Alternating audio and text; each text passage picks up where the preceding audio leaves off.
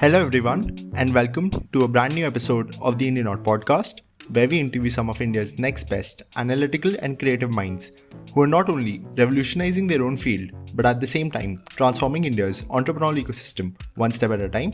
Our guest for the day is the co founder and CEO of Setu, a banking as a service fintech which enables organizations to offer financial services to its users through Setu's robust API stack.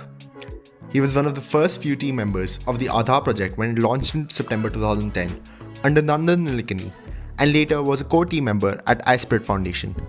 He has also previously worked as a venture capitalist. We have with us Sahil. Let us jump right into the conversation. Hi Sahil, I hope you're all settled in. All well. Thanks for having me on, Gautam. Excellent. Okay, so let us start off with your origin story, Sahil. You and your co-founder have a deep history of building infrastructure for the Indian financial ecosystem. Whether it was through GST APIs or through Beam or through your in general volunteer work at iSpirit. So tell us about your origin story. What inspired you and Nikhil, your co-founder, to build Setu? That's a great question, Gautam. We, Nikhil and I actually met in 2016, early 2016, right around the time UPI's technical launch was happening. And we were introduced to each other by Nandan Nilekani, who I had worked with earlier when I was at Aadhaar back in 2010.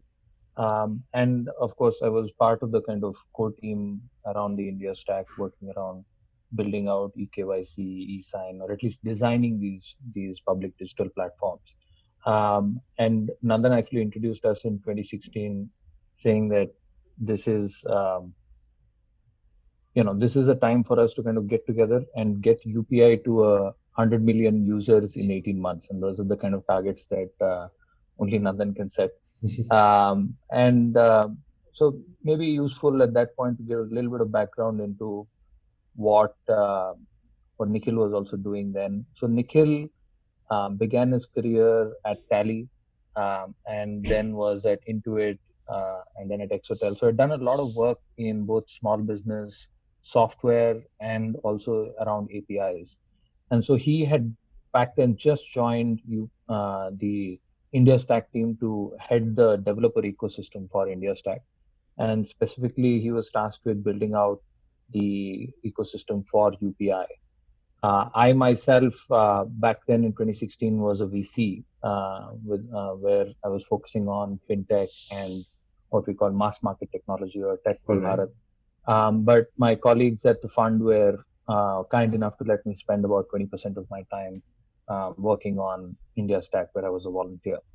And my job was primarily working on strategy, working on figuring out the economics for these platforms, and also being a bit of a evangelist or a spokesperson on both TV and other kind of media and conferences, etc. And essentially being the kind of evangelist, saying that there is still a vision for India Stack where we would export digital infrastructure, just like China does a lot of exporting of physical infrastructure, that we would work with other countries to take some of these pioneering innovations that we've taken on public digital platforms to other countries. So Nikhil and I met each other in that context of building out the ecosystem for UPI. And we became very close friends during that time. We practically became brothers.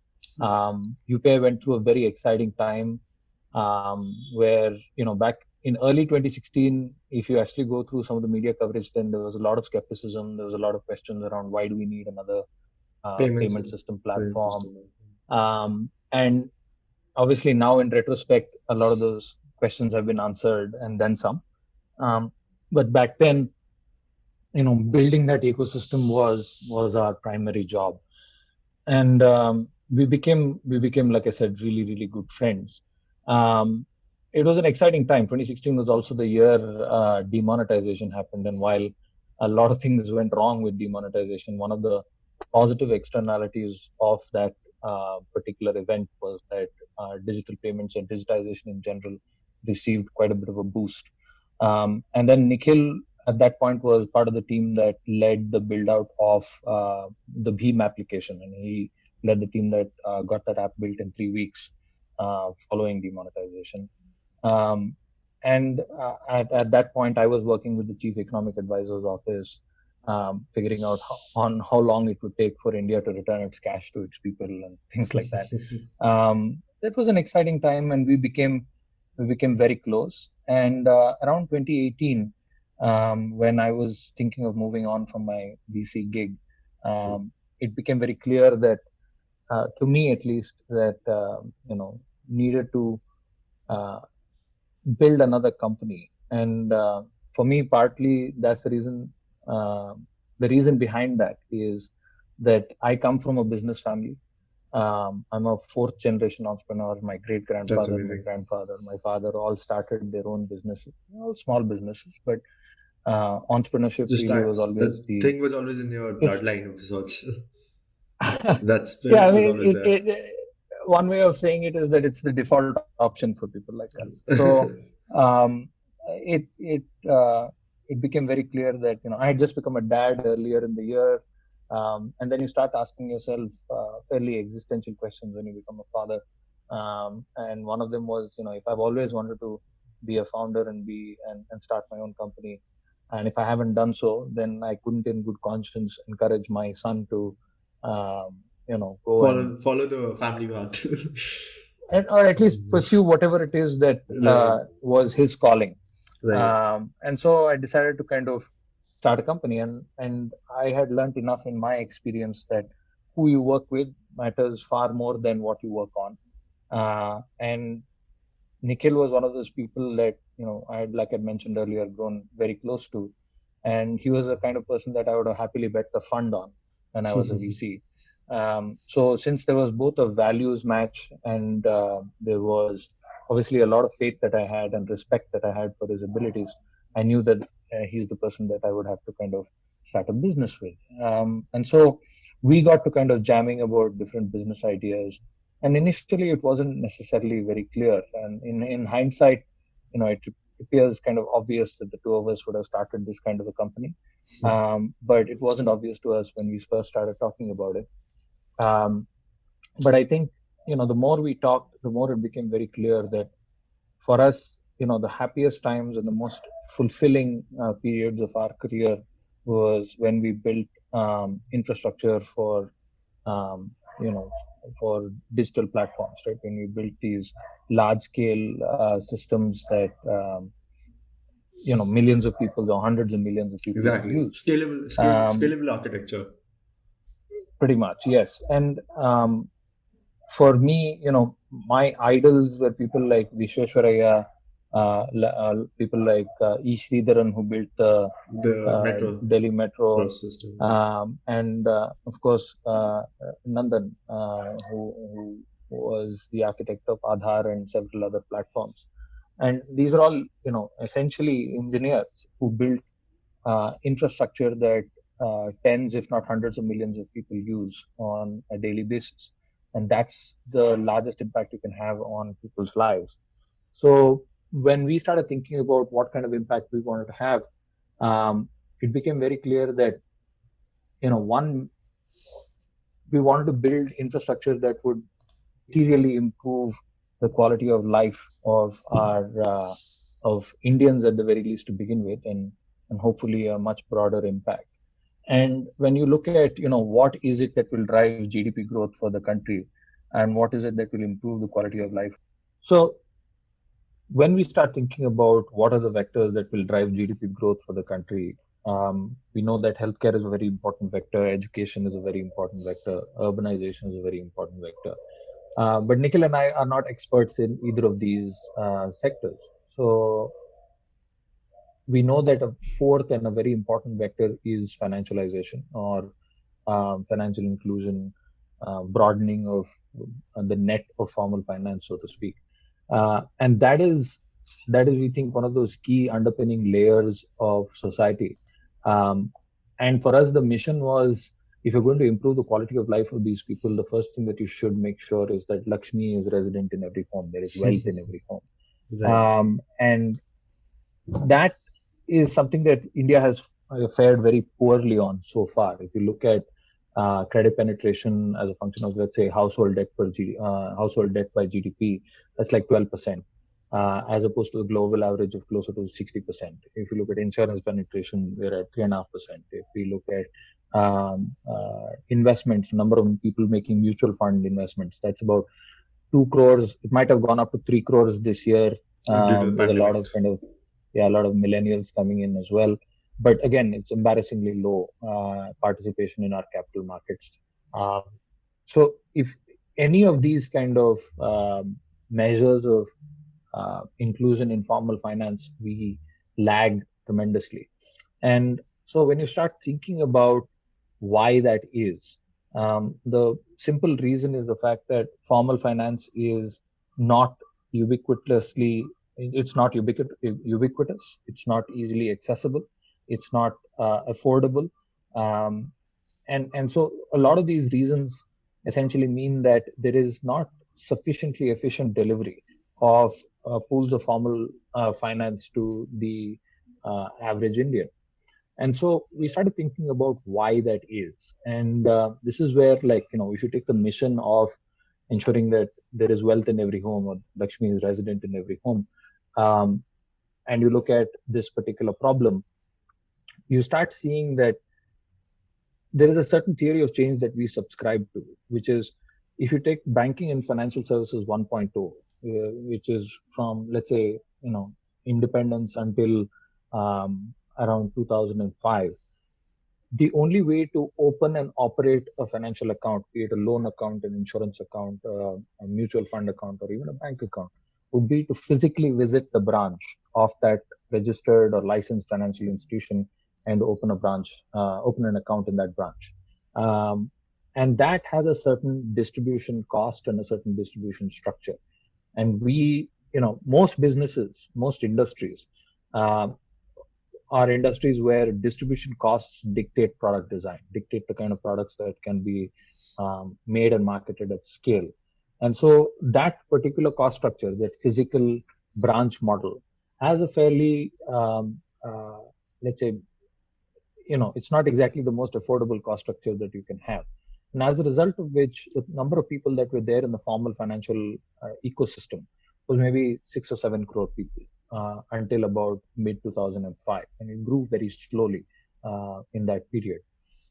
And then in 2000, around mid 2000, something started happening, which is digitization started occurring, and financial services got increasingly more digitized. And that was what we refer to as financial services 2.0, which is from, let's say, the mid 2000s until very recently, until, say, the present.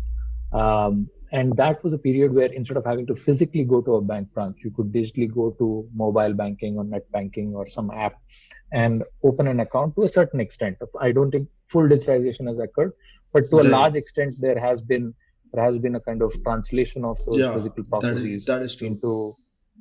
into the digital world. And so that led to some drop in distribution costs, and it led to some proliferation of formal financial services from, say, 6 or 7 crore people to, say, maybe 12 to 15 crore people. But that still isn't enough. And for that 12 to 15 crore number to go to, say, half the population or even more, we believe that the third wave is what will kind of really make that happen, which is, instead of having to physically go to a branch or digitally go to an app, the financial institution, the registered or licensed financial institution, will embed itself as a invisible layer into pretty much any and every third party application. The impact of that we've already seen with something like UPI, where for the first time UPI enabled a third party application to reach into your bank account and make a payment, which wasn't possible earlier. The only way to do that was through PGs. But you saw the impact of something like that, where now more than 100 million people use UPI every month.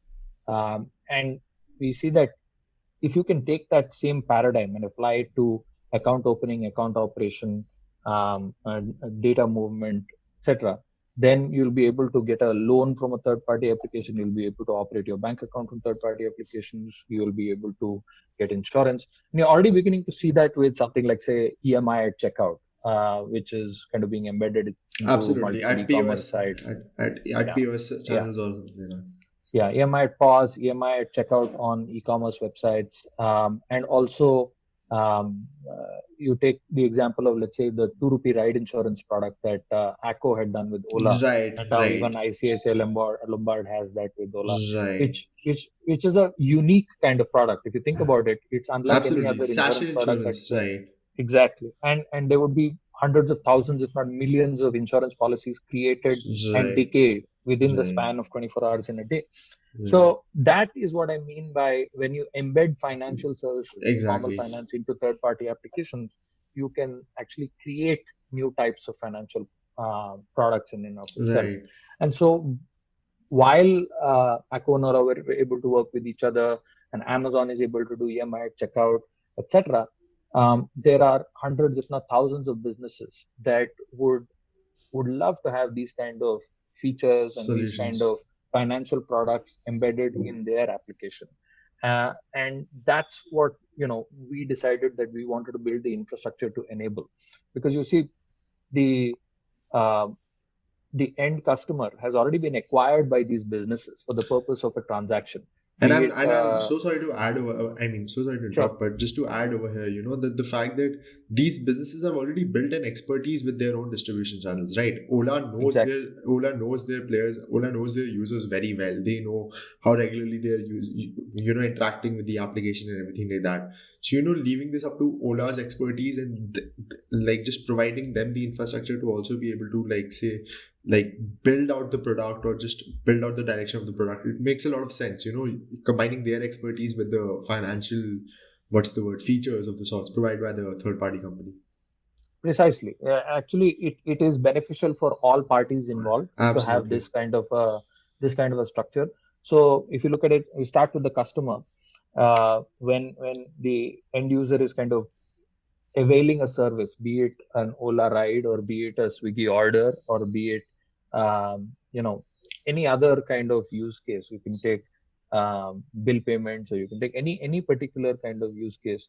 When I'm going to an app to make a transaction, if I have the right financial product, for example, on Swiggy, if I can actually ensure that get an 2 rupee insurance saying that if my order is not delivered on time, I can claim a refund Right, using the right, insurance that I've had. right. Or Swiggy also has, let's say, riders, would delivery partners for whom you want to provide a savings or product, something or like Swiggy using PPI instruments, right? Like prepaid instruments, and Swiggy also having its own wallet. And then, do you just load that wallet and be able to use that? And that wallet is in collaboration with that's a something. common use case for sure. Right, yeah. But we're even talking about, let's say, you have order information for the restaurants and you want to Right, provide working capital financing for the restaurants. right, So right, there are right. three different cohorts. There are restaurants, there are delivery partners, and there are The end users. customers, Right. all of whom could use financial services and all of whom interact and transact on a daily basis or a near daily basis with this particular, what we call a developer partner or a demand side platform, right? And so for Swiggy to offer these financial services to these three different cohorts is actually a way of ensuring that there's higher retention, higher engagement, and it's also a channel of monetization for Absolutely, them. absolutely. But building these financial pipes is not their core business. Their core business is ensuring that there's a great delivery experience and there's a great, they're a food delivery app, and that's what they do. So they should focus on that, and these pipes should be made available to them, to enable these kind of additional business benefits, if you will. So it is beneficial for the end user.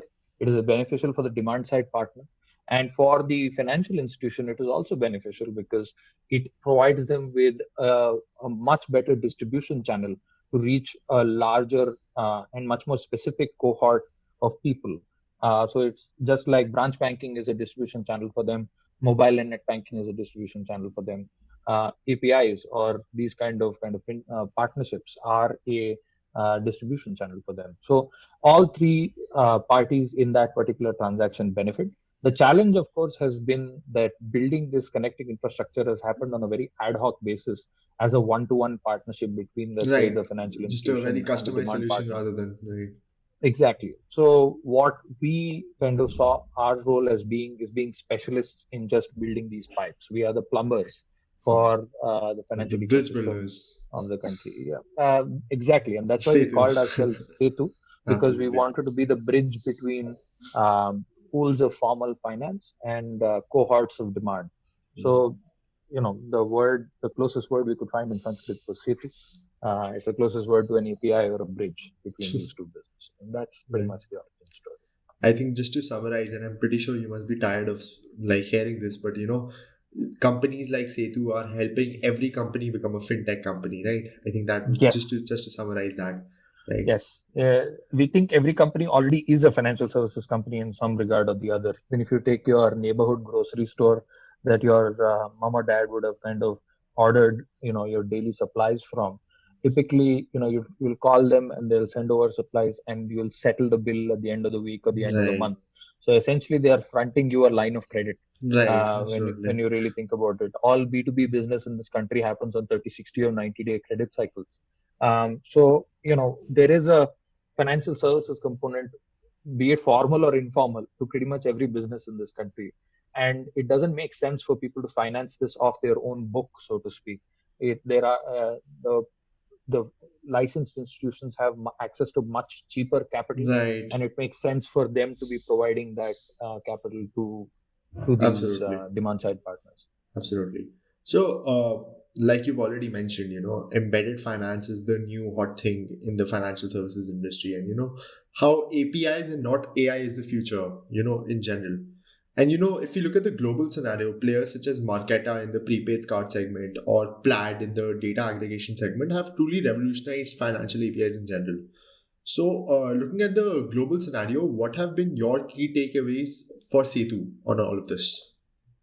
I think a lot of these businesses were much harder to build when you think of about 10 years ago. When you're over the last 10 years, financial institutions have made a lot more investments into their digital infrastructure. A lot of users have brought more and more of their share of wallet and the share of their lives, so to speak, online, and started transacting increasingly there. And so it's almost inevitable, right? Innovation at a certain level is iterative and inexorable. It had to happen, and this is the moment where we are seeing that the conditions are such where businesses which build connecting infrastructure between financial institutions and sources of demand have started to make sense at scale. And this is why you're seeing businesses pop up all across the world, building this kind of connecting infra, including the players that you mentioned, which are primarily kind of US based, which typically tend to be more vertical focused. Marketer is very specifically focused on, let's say, corporate credit cards. If you look at in Europe, PSD2 was a set of guidelines that came out Absolutely. around 2017, 2018, Right. between 2016 and 2018, where data sharing became a kind of major theme, and so you see players like, be it Plaid, which got eventually acquired by Visa. Uh, you have Stripe, which has increasingly diversified into from I its believe kind of core Stripe. payment I believe space. Stripe recently announced Stripe Treasury as well, right? Which would act Yes, as a, yes, and Stripe is now famously being called the platform of platforms, right? According to strategy, yeah, right? Yeah. yeah. I think a lot of these plays are, like I said, they're inexorable. They had to happen, and building this kind of infrastructure in beginning in India is what we've started to do at Setu.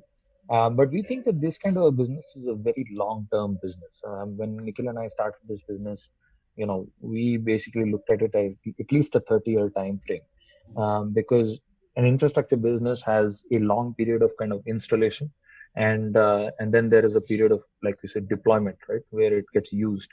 So if you take the literal metaphor of building a bridge, when you're first start building a bridge, it doesn't look like much.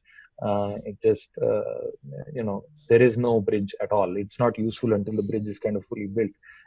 It just looks like puddles of rock in the middle of the river, so to speak. So we are still in those very early stages of building those bridges between all these kind of multiple points. And for us, the inspiration comes even much before. I mean, the players that have come recently are players that we see as kind of intellectual peers, people who view the world maybe quite similarly as we do. But for us, the inspiration is really uh, D Hawk and Visa. Right? D Hawk was the founding chairman of Visa. If we are Ekalavya, they are our Drona, so to speak. We sit them, we watch them, and we've seen how long it takes to build an infrastructure business like that. It started, Visa started in 1969, and between 1969 and 1972 was when that association came together. And it took a good 30 years um, before it was at like a crazy scale. And now it's at a point where it's valued at like $420 billion or something like that, and is more valuable than even the most valuable bank on the network. So these kind of infrastructure network plays, we think are, it's just an evolution of the kind of rails that Visa built in the 70s and 80s and 90s. It had to kind of move beyond just payments into account creation, data sharing, embedding it into all kinds of applications, so Right. that loans, deposits, all of this can happen from third party applications. So when I look at the global players, I see them as products of the same kind of macroeconomic conditions that have resulted in the formation of Setu as well. Right, right. And okay, let's just circle back to a couple of things like you mentioned. Like you said, Setu means bridge in Sanskrit, right? And looking at your existing product portfolio, I can see that you're building out some of the most interesting use cases in fintech in general, such as whether it's UPI deep links or whether it's collecting through PhonePe, etc. And I also read somewhere that you choose use cases where the target addressable market is at least 100 million folks. And I think the phrase 100 million folks is something you've already mentioned in the podcast as well. So, tell us about your philosophy and vision for Setu's product offerings, because I can see that you've also recently launched something in the WhatsApp banking space as well. So, why don't you tell us as to what the entire process is towards choosing a very specific use case and building out a product towards it? Sure. For us, the big picture is simple. For us, the kind of vision doesn't change because we operate on a really long term time frame. And when we look at it on a 30-year time frame, all of these use cases are important, and pretty much all of them will become, uh, you know, really large scale use cases with at least 100 million users, if not more. But you know, so therefore, it's not a question of whether we'll build something, but more a question of when. And given that we are an infrastructure business, most of the kind of revenue from a transaction should go either to the financial institution, which is the manufacturer of these products, or and shared with the demand side partner who's bringing in the users. As the connecting infra, we will take a very small piece of the transaction, and so it makes sense for us to build use cases that fundamentally have a large scale and can essentially drive ideally hundreds of millions of transactions in a month, if not billions of transactions in a month. So for us, and early on, nothing starts at a billion. Things ramp up slowly, etc. But we want to pick pockets where they're absolutely meaningful. But the large buckets will remain the same. So we have a payments product vertical, we have a lending product vertical, we have an investments and deposits product vertical, we have a data products vertical, and we have what we call a communications or distribution product vertical. These are the five that we have, and someday we might add insurance, where we haven't done that much yet, but even that would also become a product vertical for us. And among all of these, we began with bill payments because it's a very large TAM use case. It's while payment gateways take care of what we call as synchronous transactions, which is you're making payments in line of the transaction. You make a Right. purchase and then you make a payment. Bill payments are asynchronous in the sense you avail the service and you make a payment later. And this is how most payments actually happen in this country. I mean, even in business to business invoices are technically a bill, right? You're paying later. Absolutely. Um, so when Bharat Bill Payment System, which is an interoperable bill payment system operated by NPCI. BBS. Actually, BBPS, yes. When BBPS actually widened its category base from just the five utility categories that were there before: electricity, DTH, water, gas, and broadband. Those are the only five categories that were allowed on BBPS until say September of 2019. Yeah, and then that essentially changed to um, broadening to pretty much any category, right? So school Okay. fees, apartment maintenance, loan EMI payments, donations, subscriptions, and eventually even B2B invoices will kind of come into these as categories. What we realized was that until September of 2019, there were only about 120 pillars on BBPS. But the moment you add school fees, for example, there are well north of 2 million schools in this country. Right. And apartment maintenance associations. Again, there are millions of them in the country. So onboarding these as billers onto this platform and helping them kind of collect against their dues in and of itself is going to be a massive task. And so Absolutely. we've played a major role in working with all the what we call they're referred to as BOUs or biller operating units, which are typically banks that have a license to do this. So we provide a technology solution to them to be able to onboard hundreds, if not thousands, of billers in a month and broaden that base. So we now account for more than 90% of all billers on BBPS because we've been helping onboard a That's lot of amazing. these. Uh, That's amazing. a lot of them are very small billers, and a lot of them are yet to kind of start Absolutely, but collecting at scale. just the sheer volume of it is incredible. Yes, so we enable banks and BOUs to essentially onboard billers very quickly. And on the COU side, or the collection operating unit, or the customer operating unit, so to speak, you essentially have apps that provide bill payment services. So you can pay your bill on Phone Pay, Google Pay, etc. But also you can pay it on your mobile banking apps, and you can even pay it through certain cash collection centers. So there are over 400 apps and a couple of million cash collection points from which you can make a payment.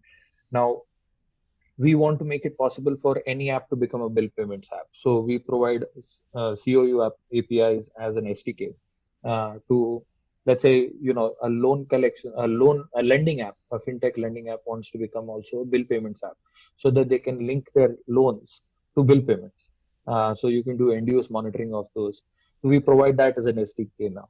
So that became like a two-sided play, and it was a large TAM, and we're already processing a couple of million transactions a month right now.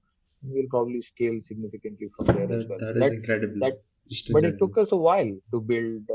It took us like 18 months to kind of get this. Even with our team and our expertise, it takes a lot of effort. If there's anything that we've learned from building this kind of tech, it is that it's non-trivial to build connecting infrastructure. And so for us, it built a lot of conviction and validation into our own business model, saying that anybody else wants to do this directly, they can, but it will take them a lot of effort, and the additional revenue may or may not justify There's the effort of absolutely kind of building that up. the initial cost which is being put up to set Exactly. this So up. this is one use case that we started with. And in payments, we've already launched two, three other use cases. One is kind of UPI deep links, where it's kind of like a payment gateway link, but it is limited only to UPI, and it's optimized for UPI. So you Absolutely. can essentially you can send a message through SMS or WhatsApp to collect an amount, and it's a three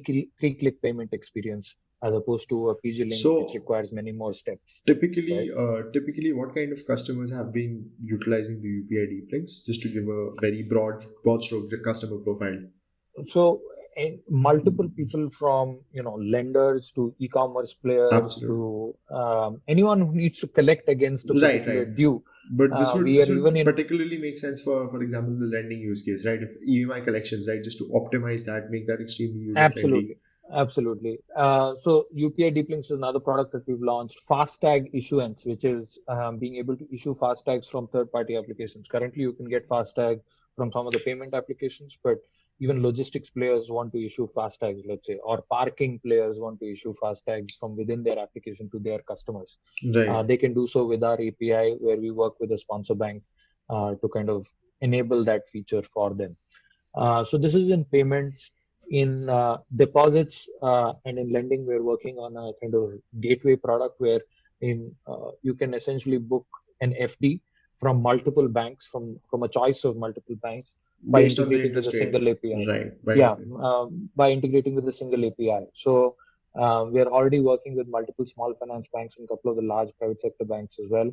And that product will be live sometime, hopefully in January or early Feb. Traditionally, FDs have required the user to hold a savings account with that bank as well, or a current account or something like that. But you're taking away that pain point of the sorts. Yes. Absolutely. So this would be an industry first. You won't be required to open a current account or a savings account to open an FD with that particular bank. And that in itself, the FD market is about 6 times the size of the total market cap of the capital markets. We are a nation of traditionally, like our first response to investment is an FD, right? In India, that has traditionally been how investments are looked at in our country. Correct. And here, if you look at any of the gig economy players, let's say you take like any of these, like you take Swiggy, Urban Companies, Dunzo, any of these people, and you're making payouts to the riders or to the delivery partners, you can even program it such that a percentage of that goes regularly into an FD or a recurring deposit. That's amazing. That they can build out. So these are some of the APIs that we're building in deposits. Lending, I think it's safe to say you're doing some of the most interesting things in the fintech space in India as of now. I think that's very kind of you to say. No, I think these are like extremely interesting use cases. They're extremely experimental use cases, right? Things which we've never heard of before. Like they're that simplified of the sorts. Whether it's the FD product or whether it's a payments gateway just for UPI and just a 3-click process, right? So these are extremely interesting use cases which you're building out, and extremely obvious of the sorts, right? That this should have existed in the first place. Yeah, and these are also large scale, like I said, to your question around scale, right? Each of these have target a total addressable markets of hundreds of millions of potential users. What we also did in lending recently is we're working with, and this dovetails with the question around WhatsApp banking. We think that every financial institution should be doing transactions and engaging with their users on WhatsApp. So far, most financial institutions have worked with WhatsApp to provide what we call service bots. So you can lodge a complaint or maybe check your balance or things like that. Right. Whereas we've recently worked with IDFC First Bank to disperse a loan end to end on WhatsApp. So you can start the journey. Amazing. And currently it's applicable only to their existing bank customers. But soon we'll be able to do that for new to the bank customers as well by completing a KYC. Absolutely. Folks who do not have an existing relationship with the IDFC First Bank. Yeah. So we work with all the major banks. In fact, we work with, Kotak, ICICI, Axis, HDFC, IDFC First, IndusInd. All of these banks are banks that we've already kind of been working on some product or the other. So Axis Bank is a bank with which we have fairly deep partnerships on BVPS, on FASTag, and we're already deepening it with conversations around some of the other pieces. We work with a lot of these small finance banks on offering FD products, which we will soon offer. I think another very existing thing is happening is that because Setu is not a financially registered entity as per the RBI, right? It isn't an NBFC or a bank, so you need a partner bank or a partner NBFCs to provide some of these services. But at the same time, you're also providing value to these partner banks, whether you, like you mentioned, that relationship with the IDFC First Bank, right, where you're taking care of the end-to-end process. So it's a two-way street, right? They're just not acting as a partner bank. You're also providing them services and really expediting their own processes of the sorts. With your in fact, to do the kind of transactional WhatsApp banking that I mentioned is not easy because there are multiple kind of parts to this, right? The first part obviously is there are 3 different parts. One is integrating with the APIs of the system of record of the bank. So for a loan product, it would either be the LOS, the loan origination system, or the LMS, the loan Absolutely. management system.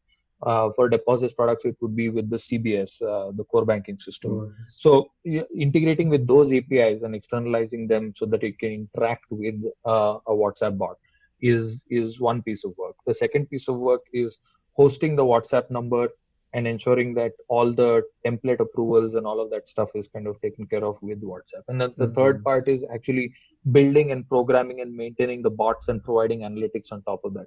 Typically, the Absolutely. bank has had to work with three different players: a system integrator, a WABA, a WhatsApp for Business solutions provider, and a bot platform to kind of deliver this Absolutely. end-to-end experience. Whereas when they work with us, we take care of all three pieces. So we understand WhatsApp, we understand how bots need to be built, and we understand obviously financial services APIs that connect to the core systems and the information security requirements and the compliance and risk requirements that need to be kind of taken care of to build this a kind of end-to-end journey. So, we think that the potential for WhatsApp banking is tremendous.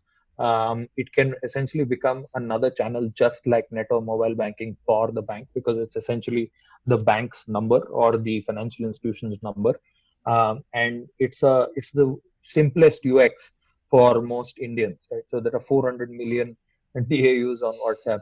So you're already, it's a way of kind of appearing on a platform where your users already are. And it's also a great way of being the zeroth developer, the zeroth consumer of your own APIs that you've built out. So Right. we encourage kind of formal financial institutions to kind of give this channel a shot, and we're seeing a lot of interest now. So a lot of the APIs that we built, let's say on FD that we talked about, or on bill payments that we talked about, or on lending that we spoke about, can be taken as end-to-end journeys on WhatsApp. And at the same time, those same APIs can be integrated with third-party applications, and you can enable those journeys in third-party applications as well. So it's a complex web of kind of building these interconnecting blocks and Absolutely. making it possible to access these financial services from third-party applications. Absolutely. No, that's amazing. Okay, Sahil. So I think now I would want to, pick your brain and your subject matter expertise on two very specific topics. So I'd like to start off with UPI now. All right. Sure. And a very specific topic in UPI that, in India in general, a majority of India's fintechs are based out on UPI. We look at PhonePe, we look at Bharat Pay, we look at even Paytm now transitioning from their wallet system to the UPI. We look at Google Pay, etc.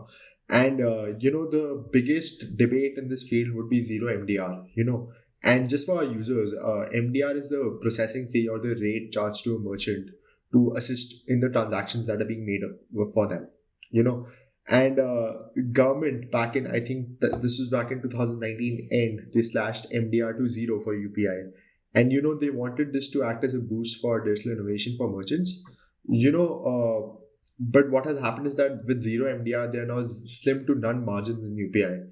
And fintechs are traditionally, what they're trying to do is that they're hoping to cross sell products to monetize on their existing base, right? On their merchant base, because then they're not able to charge them for transactions. But on the other hand, we are seeing that UPI is king right now with more than 2 billion transactions a month. So, just looking at both of these things, did zero MDR stifle innovation in the sector due to the margins being minimal, or did this actually accomplish the government's vision for digital payments boosting?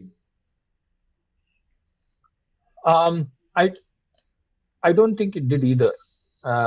Okay. I think there is uh, the adoption of payments is kind of UPI in general.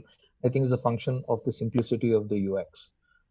It remains the simplest way to make a payment in this country for any use Absolutely. case, and really that's and if you actually see in the last year alone, after zero MDR came in, UPI volumes have quadrupled, and so it would be hard to make a case that adoption was or innovation was stifled significantly. You saw the birth of companies like BharatPay, etc., that actually made UPI QR payments kind of the de facto way of paying an offline merchant. And obviously, COVID helped because it's contactless, Absolutely. and so there was definitely a proliferation in kind of UPI usage.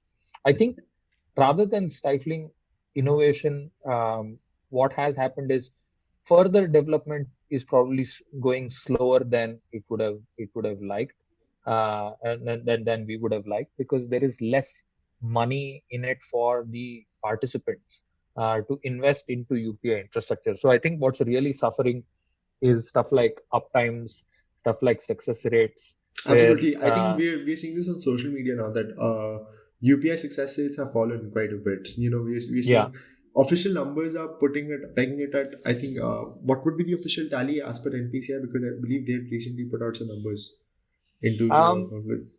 so I think its success rates are nowhere near where it should be. That's one thing that Absolutely, huh? I'll tell you. If you look at Visa's uptimes, they're in the 99, 99.99% kind of. absolutely. And UPI as a payment system has a long way to go to kind of get to that point. And I think that will require some investment into that infrastructure. But there are interesting macro movements happening in that space with what is referred to as the new umbrella entity, which is a new class of licenses that Absolutely. RBI is going to kind of give And out. And just today, I believe we're seeing a lot of conglomerates or a lot of organizations clubbing together just to apply for those licenses, right? yeah, I, yeah. And even with NPCI, there was a news today that the RBI governor is considering allowing NPCI to convert into a for for-profit profit entity. entity, yes, I So saw that I'm in the not morning as well. sure how long zero MDR will sustain. I believe it was Probably announced back in June 2020 as well, right? That they are looking towards going back to a non-zero MDR regime. I think that was during the Global correct, FinTech Festival in 2020 when they had announced. correct. So it's possible, and it's probably likely that zero MDR won't persist indefinitely. And so while while there was a period where I think low economics or low MDR is good, no MDR really doesn't give anything to anyone, Absolutely. and that always is going to be a big challenge for people to kind of invest more into their infrastructure to even keep it at a certain performance level. So I'd say innovation is a function of the ecosystem, and the ecosystem has been innovating, regardless. If there is more economics in this business, then I don't know whether it will increase innovation or not. Innovation always follows unpredictable, serendipitous paths that you know this may have a role, may not have a role, and we'll really be able to tell only in hindsight. But I certainly think that if there is a little bit of economics in this business, then it will allow people to invest more into this infrastructure, and The at least infrastructure. ensure that uptimes and basic hygiene is maintained at the high standard that it deserves to Absolutely. be. Absolutely. Because I think we can look at the example of what happened with RuPay, right? Which can act as a cautionary tale for UPI in general. Because when the same thing happened with RuPay, right, with MDR being slashed, banks have now started pushing out Visa or Mastercard cards over RuPay, right? It's that preference.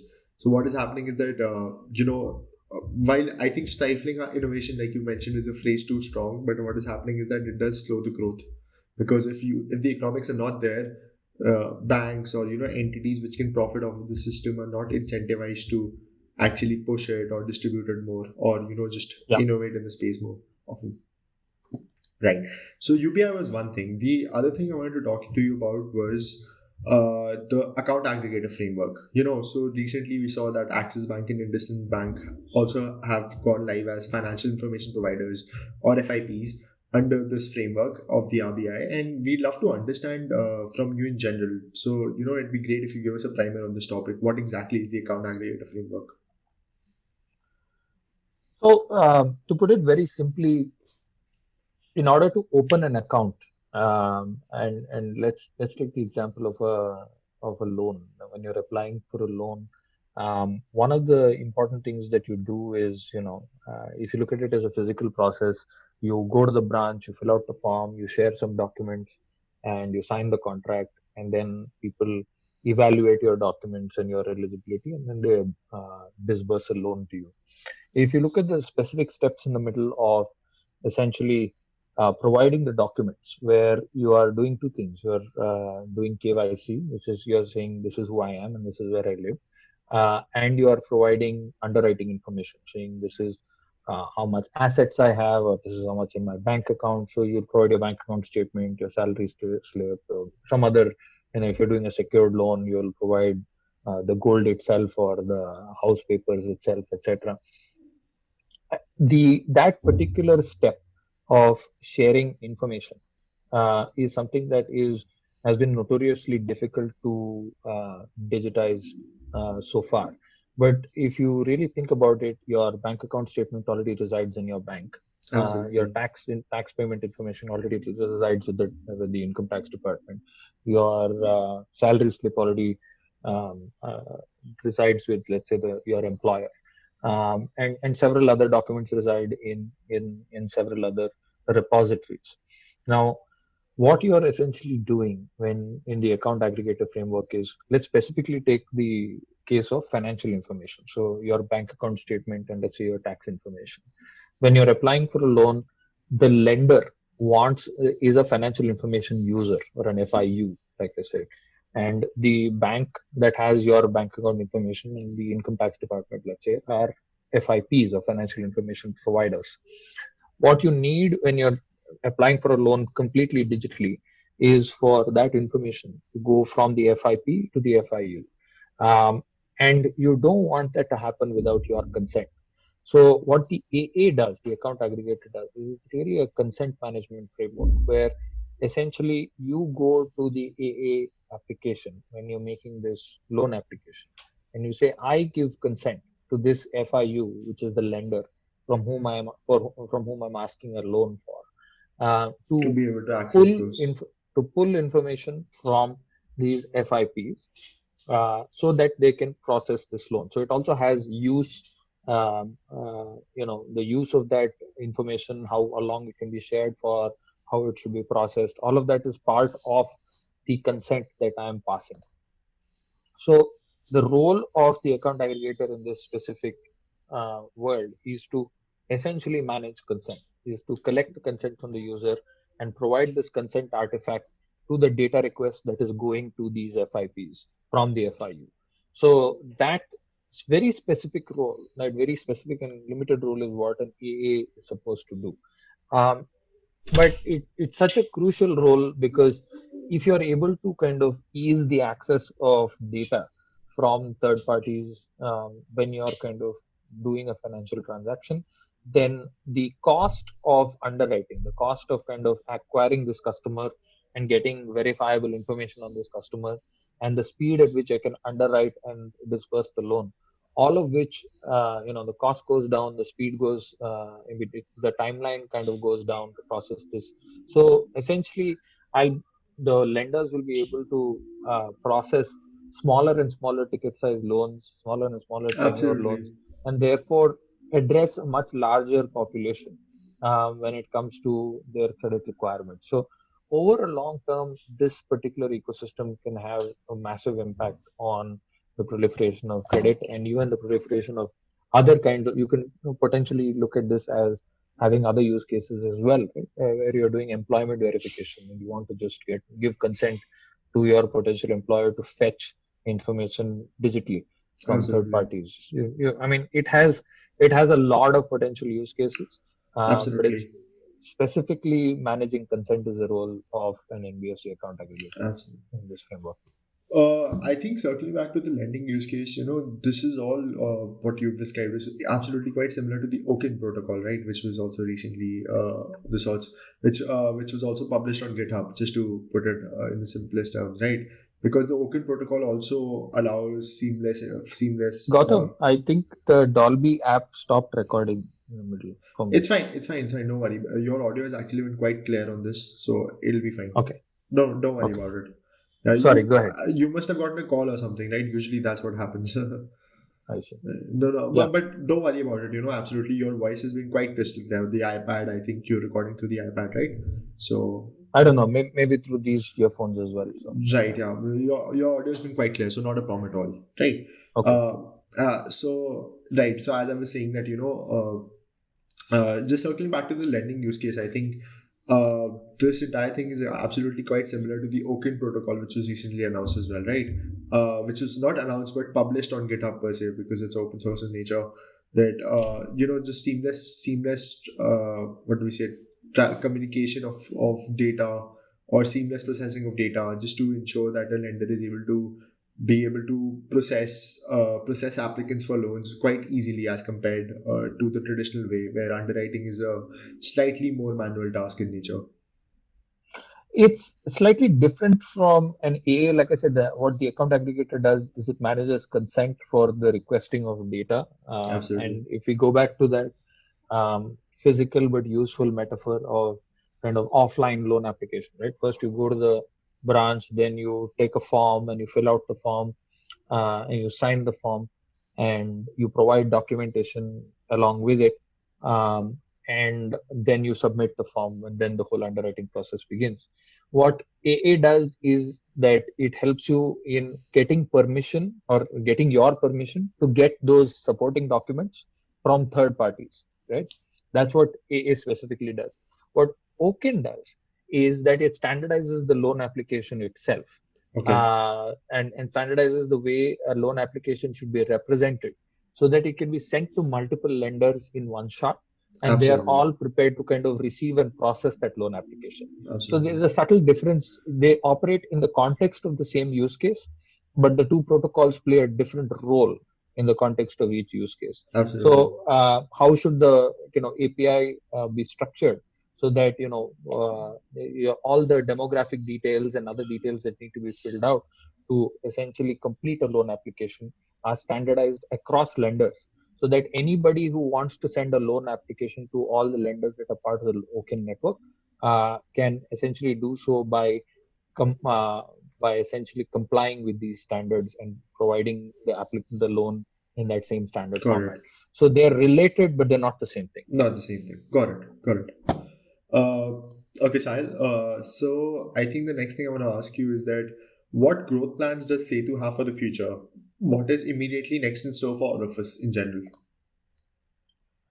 For us, 2021 is going to be a year of, essentially taking all the many products that we have live or will be live in the next month or so. So we have our bill payment products on both the biller and the collections app sides. We have the FASTag product. We have UPI deep links. We have WhatsApp banking. We have fixed deposits. And we also are building a data gateway, which will enable you to kind of pull data from third party sources very simply. And taking all of this and ensuring that some of them have already done the 0 to 1, some of them are just about to launch, taking them from say 1 to 10, making sure that they scale significantly is going to be our priority for 2021. But I think we've been very fortunate to actually raise a significant amount of capital quite early on in our journey. Absolutely. I believe it So was. I believe it was $15 million back in April 2015 as well, right? yeah, back in April, and That we was had raised $3.5 million in our Nice. seed round as well. So we are well resourced to essentially continue growing, for the foreseeable future, right? At least 5 years or longer, Absolutely. at the rate at which we are kind of going. And for us, the focus of our business is on how many supply partners are we working with, how many banks, how many NBFCs, how many mutual funds, and how many, each of these kind of categories. So how many supply partners are we working with? How many developers are we working with? And how many products do we have out in the market? And what scale are they at? So these are the metrics that we track at a very high level, and ensuring that we increase all those four metrics steadily, inexorably, because we believe very much in the power of compounding and the power of kind of consistent delivery.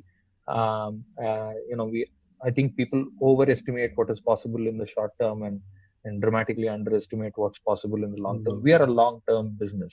We, you know, uh, I very much hesitate to paint exciting pictures in the short term, but what we will do is keep doing the unsexy thing of building more and more APIs and more No, products I and think more it's and I more think it's supply fairly partners. sexy. I think it's fairly sexy. You're That's very understanding kind of you to say. But that's, we'll just keep on keeping on.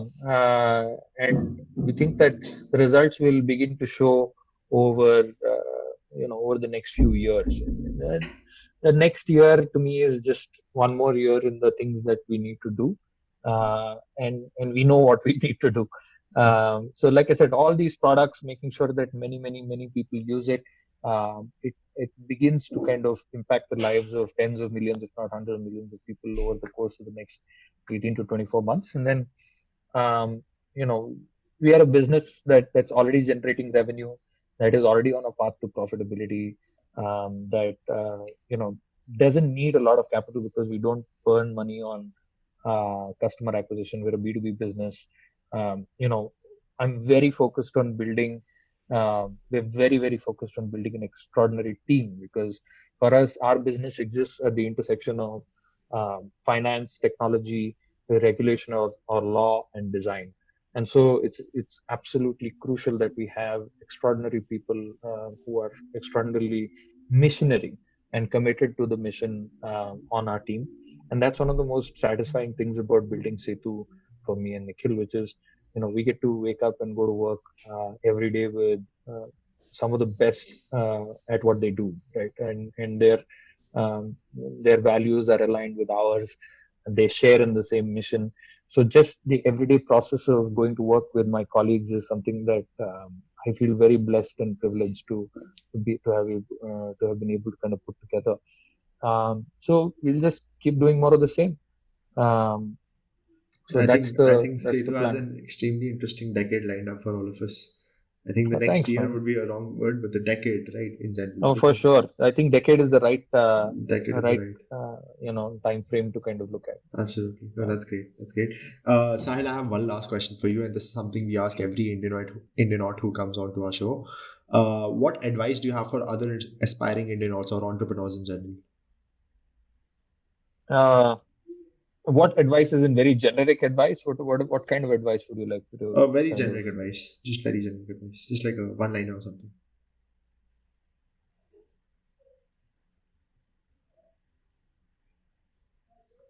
That it's hard. If you want, we can Build, scrap this question. It's no, no, completely no. fine. I said, building a company is hard work, and it is, um, at times, it's a journey filled with self-doubt, and it's a journey filled with lots of challenges. And so I think having a very clear sense of purpose as to why you're doing this, surrounding yourself with people who will always have your back, and so having a great support system, and taking care of yourself while you do it. Because, as a founder, as an entrepreneur, um, in the early days of the business, at the very least, it comes from um, you being in a good place mentally, and you feeling inspired by what you are building. And if you don't take care of yourself, and um, if you're not kind to yourself, um, it's a very hard journey without you being kind to yourself. So I think, Absolutely. to every founder who is too hard on themselves when they're starting a business, I'd say, step back and be nice to yourself, because life's going to be hard enough on you as it is. You don't need to add to that load yourself. Absolutely. No, that's great. That's great. Thank you so much for joining us today, Sahil. We wish you and Setu the very best for the future. And thank you so much, everyone, for joining us for this episode. The Indian Art Podcast is available on YouTube, Apple Music, Spotify, and Google Podcasts. Be sure to follow us on Instagram and Facebook to receive all updates on the upcoming episodes. We'll see you in the next one. Thank you.